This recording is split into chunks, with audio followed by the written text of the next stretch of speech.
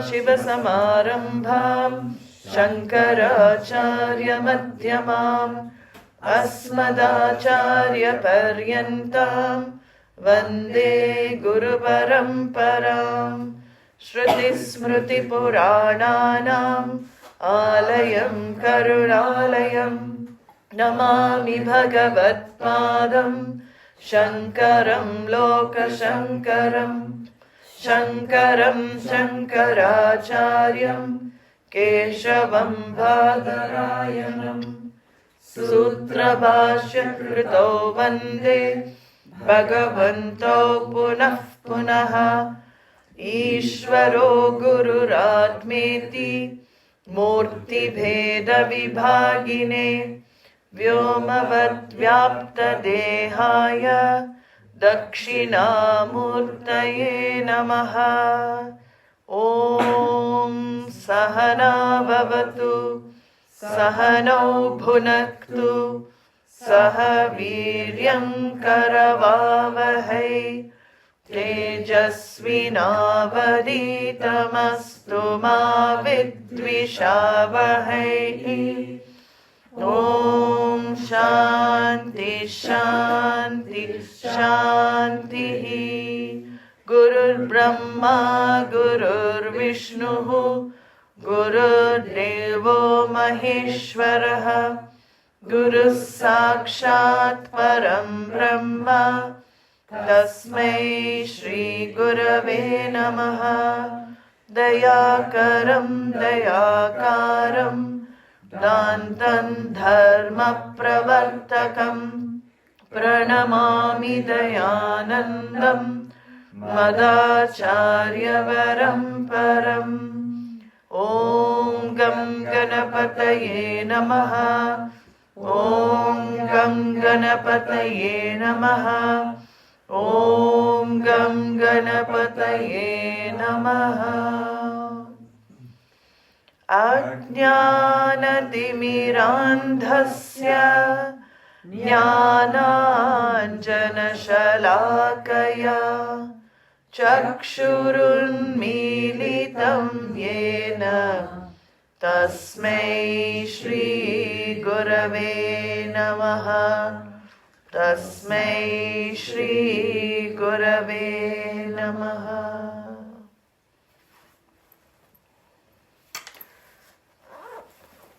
So yesterday we were seeing a method used in the Shastra of lakshanas, the defining words or pointing out words by implication. And we saw some technical things yesterday, the different types of lakshanas. Don't worry if you don't get the Sanskrit. Basically understand that many times we don't speak. When we speak, we don't mean the direct meaning of the words. That's the whole idea here. All of this analysis is to show when we speak, somehow knowledge takes place, understanding the implied meaning of the words. So we speak through implications also. And this is where the Vakyas, the Mahavakyas, the great sayings of the Upanishads are analyzed. These are also sentences. Tattva-viveka, Aham Brahmasmi, Prajnanam Brahma, Ayam Atma Brahma. These are all sentences strewn throughout the Veda. Only 4 are brought in, but there are many, many sentences in the Upanishads throughout the Vedas that reveal the oneness of the individual and the total. Many, many sentences. Even in Gita, Krishna talks, in many verses about this reality of oneness. And it is a reality if the Shastra is accepted as a means of knowledge. It may not be a reality for many people. But this is why, Swami Dayananda constantly used to reinforce that this Shastra has to be looked upon as the 6th means of knowledge, as we saw yesterday, to reveal that which cannot be seen, it cannot be perceived. It talks about that which is not available for the sense organs or any of the means of knowledge stemming from sense perception. Whole lifetimes our lives are spent in sense perception and knowledge gained through sense perception means, other means of knowledge. Here is a body of text that comes and it's been handed over for thousands of years that talks about the imperceptible, that which is not available for sense perception, nor is it available for inference or any other means of knowledge. And anything that explains, unfolds what Vedas unfold, the imperceptible, that is also considered Vedānta. As I said, it's only a name given for a text, but there may be texts in many, many different cultures and traditions that unfold a similar thing. And similar meaning the similar way, but the one thing unfolded. They can also be called Vedānta. It doesn't have to be limited to only Upanishads. Any text that unfolds oneness is called Vedānta for us, Upanishad, the knowledge of oneness, non-dual, that self. The only difference here is that in India we have a, as I said, teaching tradition that communicates this knowledge so others understand. It's a passable knowledge. It gets passed down to the disciples. Disciples become gurus. They pass to their disciples. In this way, it's like unbroken lineage. So we saw this Mahavakyas are analyzed using these lakshanas. And the main lakshana we are concerned with is one called Bhaga Tyaga Lakshana. That lakshana, easily put, I'm going to put it easily, is where the one part of the meaning is kept and another part of the meaning is given up. So Bhaga means you keep the appropriate part, and Tyaga means you give up the part that doesn't make sense. So with Tattva-viveka, what is it? Tattva-viveka, if you see the immediate meaning, we'll see in the next verses, he's going to talk a bit more depth. What is the immediate meaning of Tat? That is Ishvara. And the immediate meaning of Tvam. Tvam means you, the individual, Jiva. That is the immediate meaning. You, the Jiva, I equal that God. Definitely it will sound like blasphemy. And many people do feel it's blasphemy. They won't come near those three words. Because that understanding is that the individual me, small, limited me, is equal to the one I worship. No way. It cannot be the truth. So this is where the Upanishads reveal how it can be true, but not on the level you think there is oneness. On the level you think there is oneness, it cannot be true. Even Vedanta agrees with that. On the body, mind, sense level, I cannot be the same as the universe. I cannot be the same as Ishvara, who I worship. On the body, mind, sense level, I cannot. But when I minus, we saw the upadhis, Maya upadhi for Ishvara, the body, mind, senses, cognitively I take away the covers, then there is only one truth. It is just like you understand the whole world is just names and forms, as we have seen, names and forms with certain functions. Like if the whole Jagat was gold ornaments. You can imagine the world of gold ornaments. There are different types of ornaments, rings, necklaces, bangles, bracelets, chains. You've got so many different types of ornaments, but what inheres in all the ornaments? There is only one gold. What is the use of the ornament then? Ornament has use. Gold, block of gold, does it have any use? You can't use it. That is the trick here to see. You can't, Brahman is useless by itself. It is pure consciousness lighting up. But when you have different names and forms, everything has a use. I can wear the necklace. I can wear a bracelet. I can wear a ring. I cannot wear gold, right? I can wear gold if I understand the substance of each of the ornaments, but I cannot wear a gold block around my neck. It'll be very heavy and painful. But same gold, same block, maybe the same weight, we wear like a necklace. I don't know, it seems people feel lighter, but imagine wearing a block. So anyway, this is how I understand everything in this creation has utility. It has name, form, utility. This is important in understanding what is being conveyed here. So in Vyavaharika, in this transactional reality, we are always seeing through lakshanas, we're always seeing through implications. And here we see even the world now, the Jagat, he's going to see through this implication, and we're going to again address some technical terms, but I'll do my best to explain. These are important to see as well, because in all the Vedanta texts, these terms come up. These are all prakriyas or methodologies of unfoldment. And the first idea that is brought in is Jagat Karanam Brahma.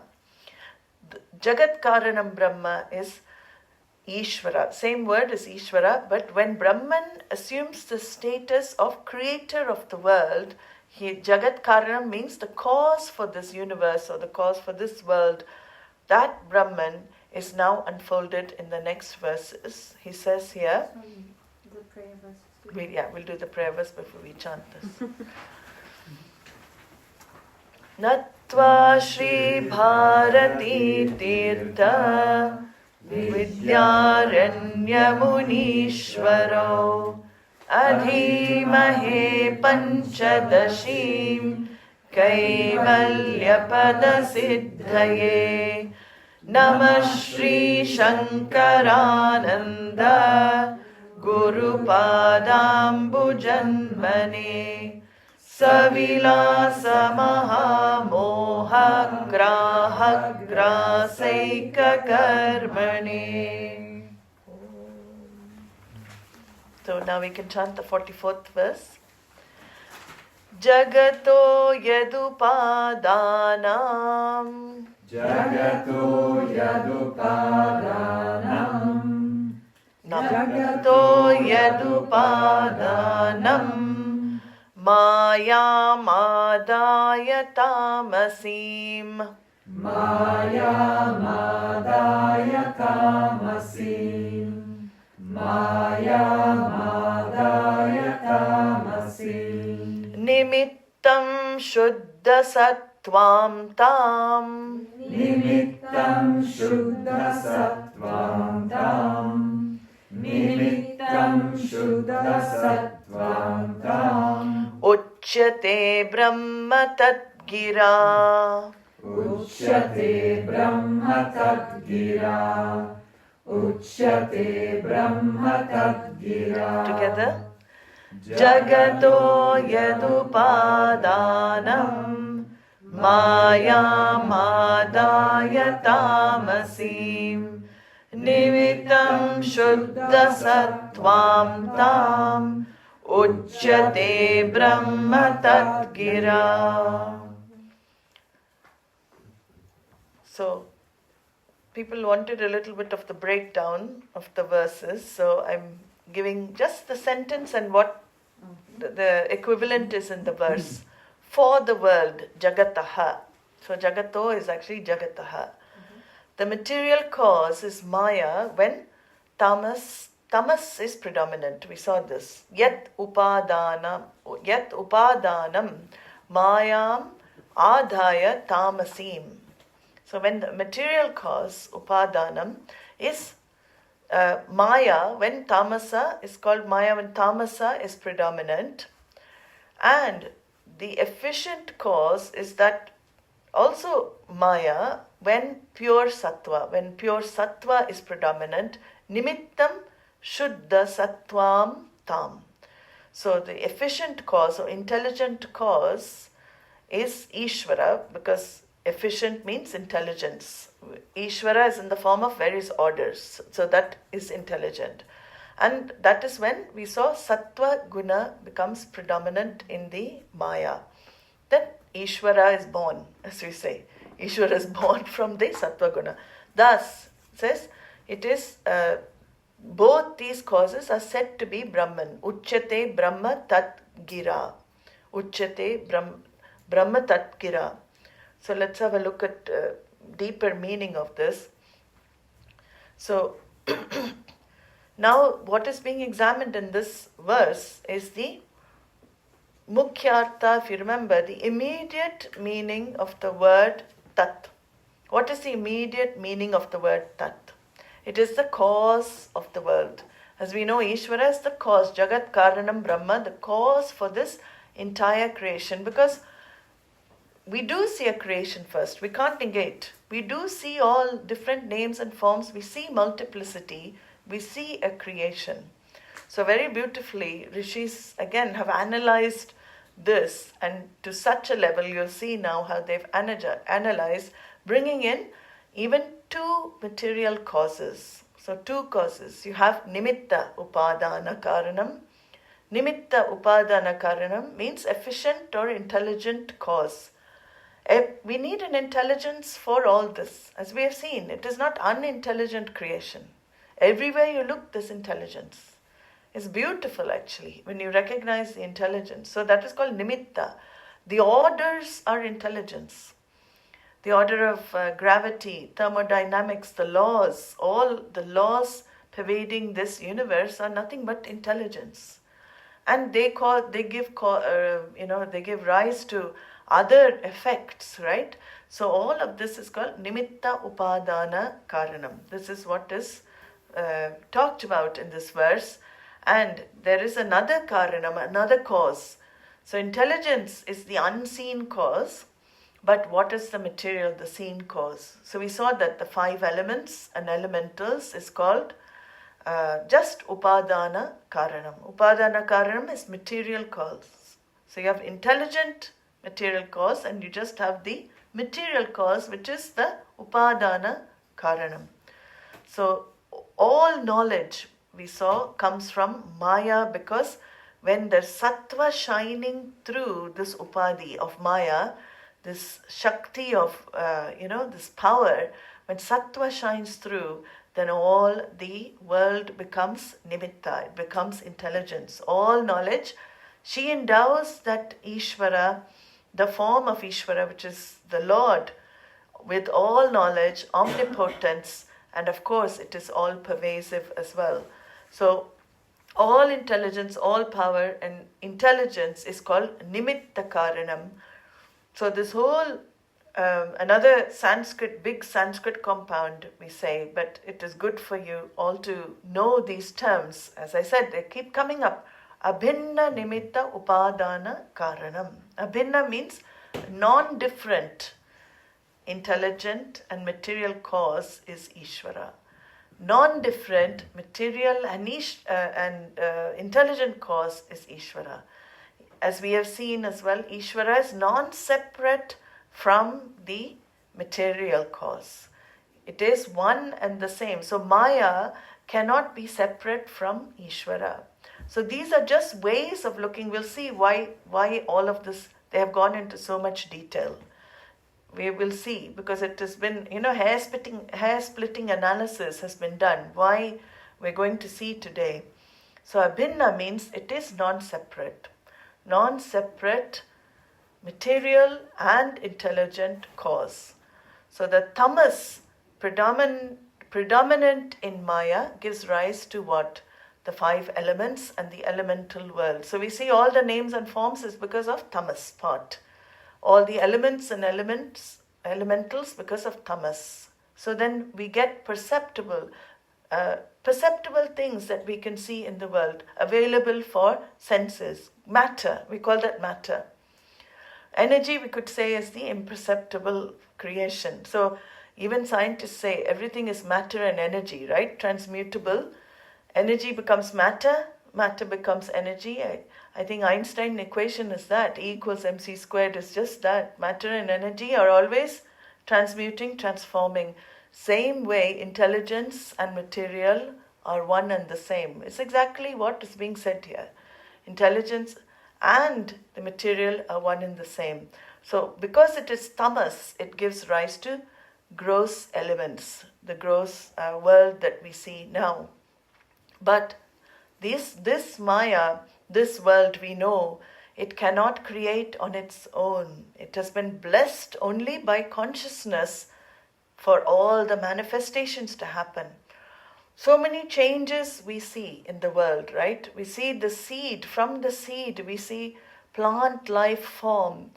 We see from the seed of the mother, from the seed of the father, we see fetus form, baby form.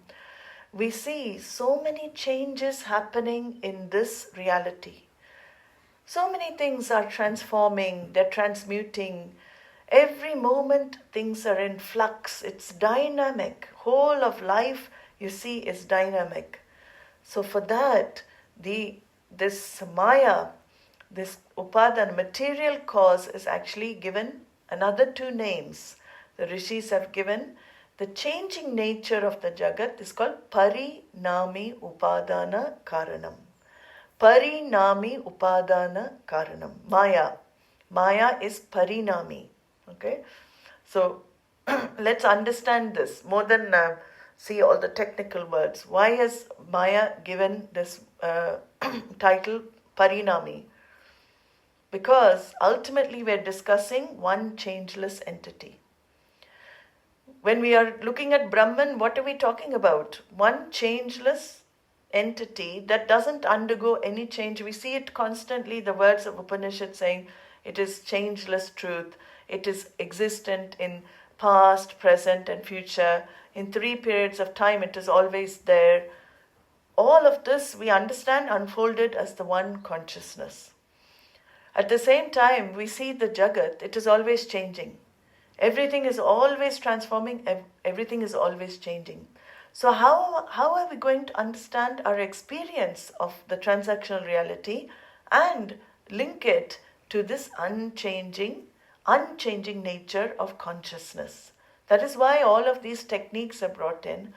To account for the changes, Maya is said to be the changing, the cause, the one that causes the changing, parinama, the modifying material cause. The modifying material cause. We'll give an example, you'll understand. So, modifying material cause, and Brahman now is given another title, Vivarta. So, Vivarta Upadana Karanam. One is a modifying material cause, the other is non-modifying material cause. So, Brahman, what is first of all we'll see the Vivarta. What is Vivarta? Non-modifying material cause is Brahman. So that means it is always there, it is never changing, it doesn't transform into anything, it doesn't become the Jagat. So from this level, we're watching the Jagat from 2 levels. I will use an example of movie screen. Movie screen is like Vivarta Upadana Karanam. Movie screen doesn't ever change. It is always one movie screen, right? But suddenly we see a movie projected on the movie screen. What is happening on the movie? So many changes are happening in the movie. There are births, deaths, there are all types of dramas happening in the movie. But the movie screen never changes. It is always untouched by what has been projected on it. That is called Vivarta. Another example that they give is like snake on rope. Does the rope convert to become the snake? No, it doesn't. Rope is, there's an erroneous projection. It is seen as snake. Or it doesn't have to be snake. The rope can be seen as garland. It can be seen as something nice also. Why only snake? We project 2 things, no? Something nice or something not nice. So snake is also nice, but anyway, we see, main idea, Vivarta Upadana Karana means that the non-modifying material cause, that which does not undergo any change to become this universe, that is only Brahman. But then we have the problem of witnessing things changing all the time. We understand it is one changeless truth. That is a movie screen or the rope snake example, you can see that. But at the same time, how do we account for these changes? That is where Maya is brought in. Parinami Upadana Karanam, or Parinami she's called. She modifies. That which modifies to become something else is called changing material cause. So you have the one changeless material cause. Changeless material cause means nothing ever happens to it. It's a projection. Changing material cause means everything in this jagat is transforming like a seed. Seed does it when the seed breaks open to create the plant or the tree. The seed is destroyed in the process of the new thing coming up, right? Parinami means the cause gets destroyed in the effect. We see so many things in creation here where the cause of something gets destroyed in the effect. The sperm and the egg come together, but the cause, sperm and egg, they inhere the effect, but we don't see them. The sperm and egg get destroyed in the effect. Milk becoming butter. Milk becoming butter. Can you reverse butter to milk? Maybe these days people can do that. I don't know. These days anything is possible. So I'm frightened to give examples because somebody will say, no, AI knows how to reverse butter into milk. No, but generally we see the milk, the cause gets destroyed in the effect. Even that change, we see milk turning into curd, milk turning into butter. This is an example used in our Shastra as well. A seed becoming tree. This is called parinama, modified material cause. And this is what is used to explain the changes in the jagat. Because when I look at the jagat, it doesn't look like a projection for me. Can I say, oh, this is illusion, it is all projection? Some people call it an illusion.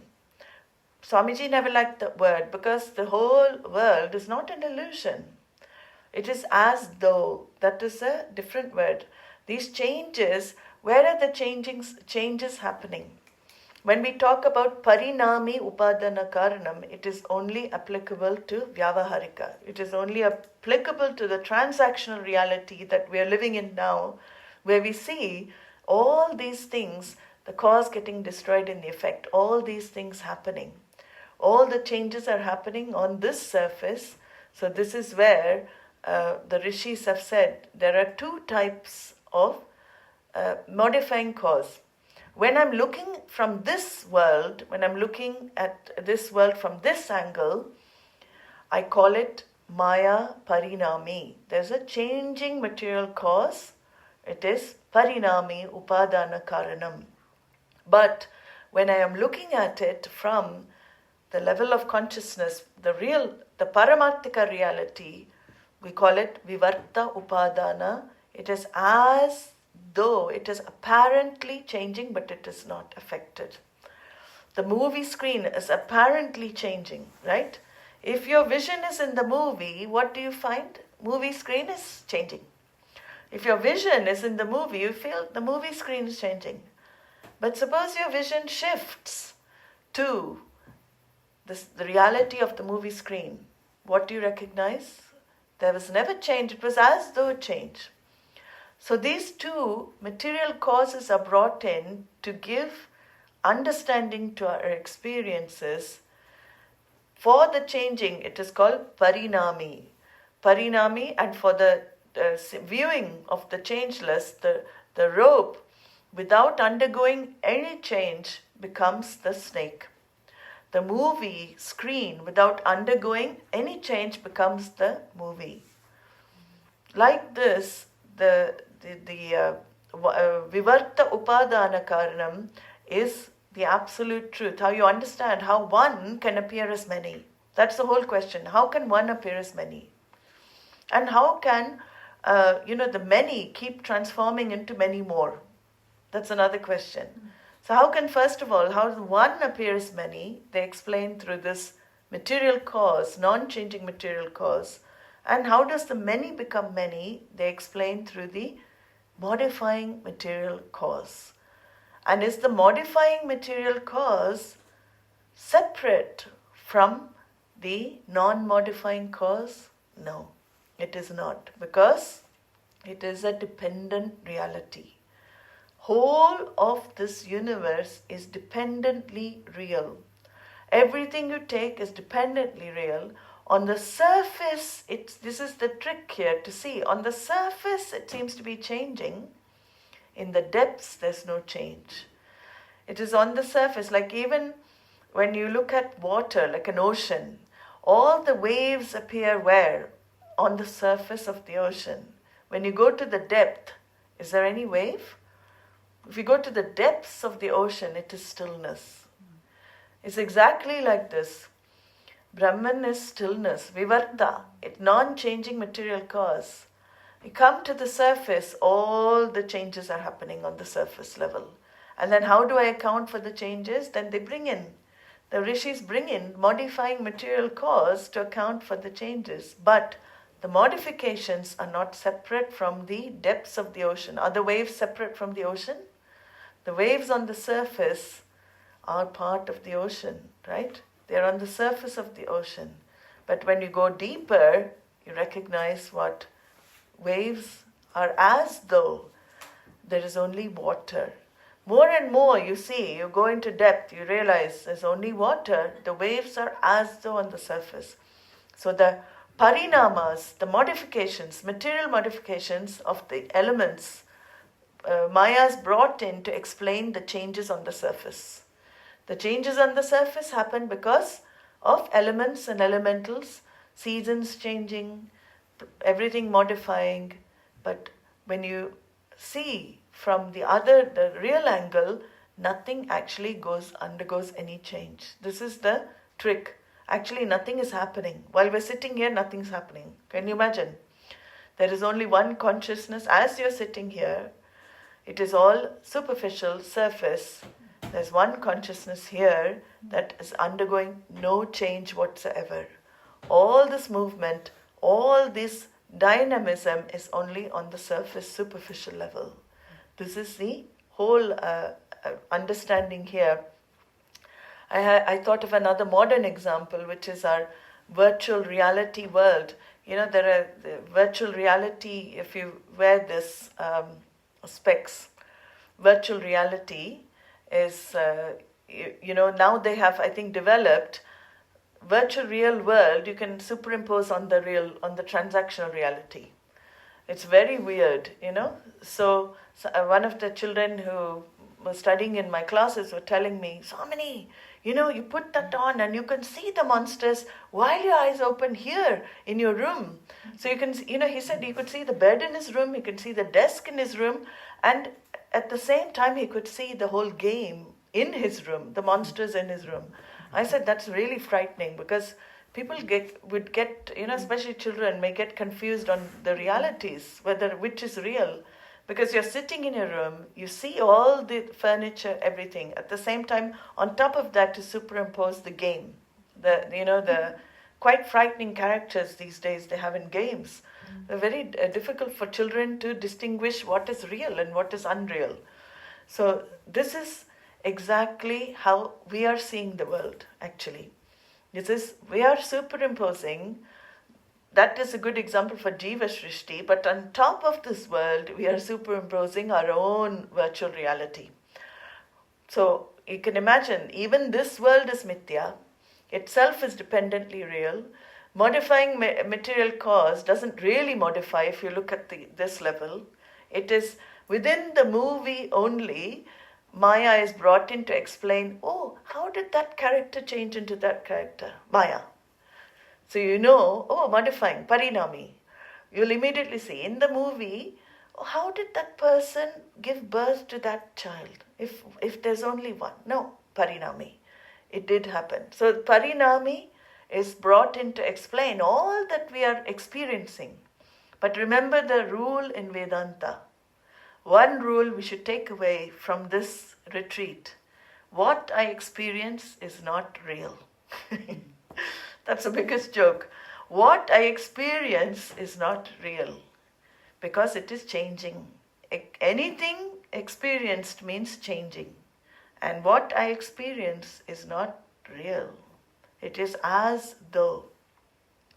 So it is very strange to understand this because I think what I experience is real. No, how can Swamini say that? No, I don't say it, Vedānta says it.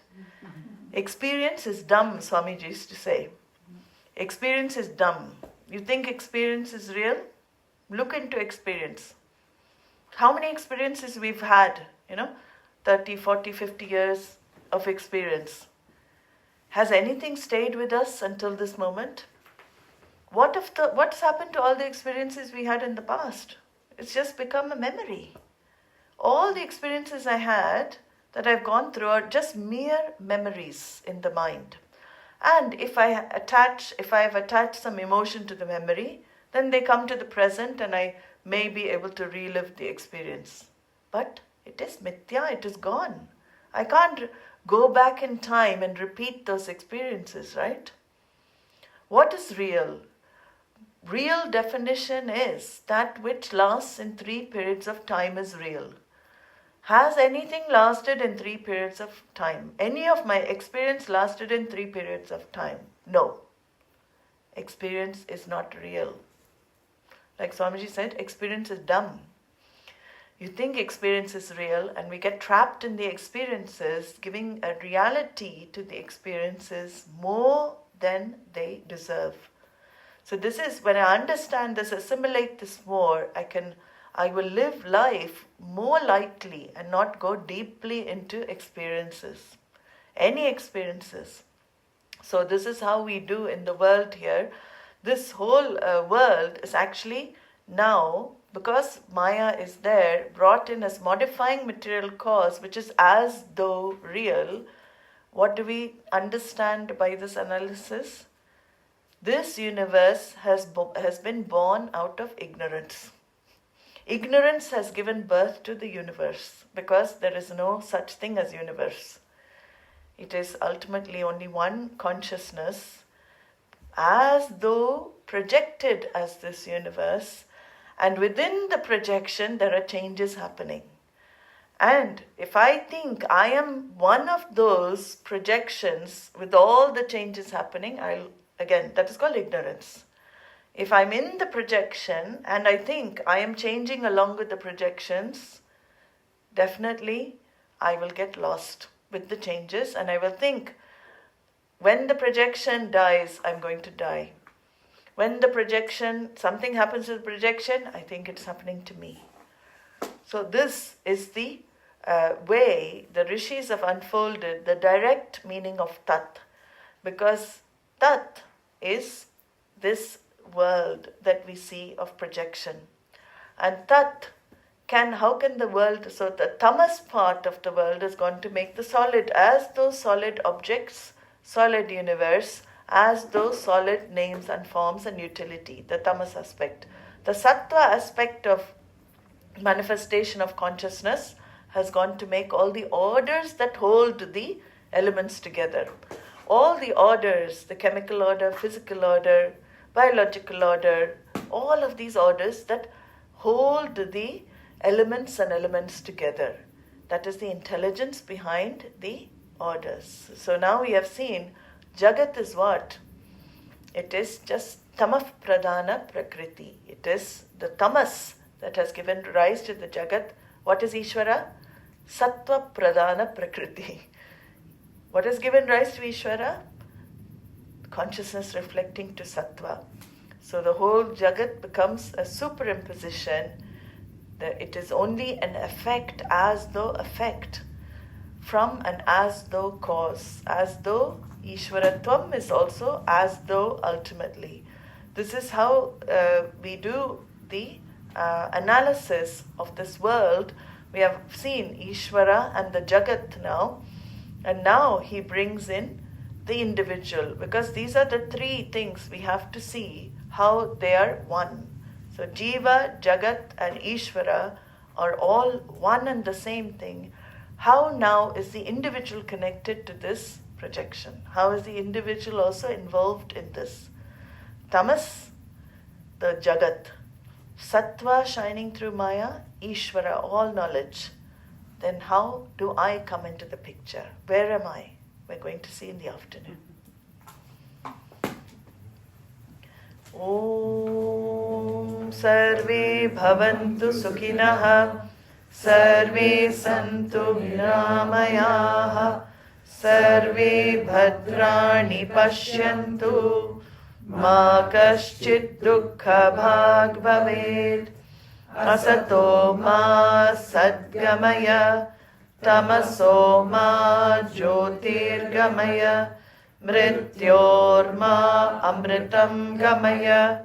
Om Purnamadav Purnamidam Purnat Purnamudachyate Purnasya Purnamadaya Purnamevavashishyate.